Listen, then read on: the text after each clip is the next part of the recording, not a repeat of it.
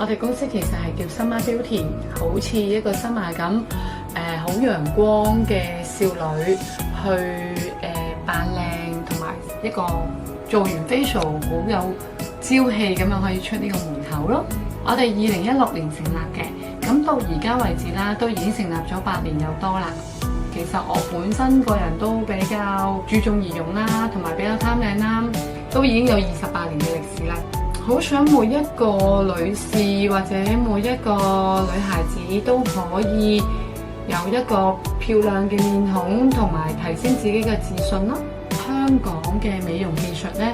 係有一定嘅穩定性啦，同埋佢嗰個香港嘅女仔好多時都會好着重自己嘅皮膚，咁我哋就會引入咗好多唔同世界各地嘅美容嘅儀器啦，同埋佢哋嘅產品，最主要佢哋嘅獨特嘅手法，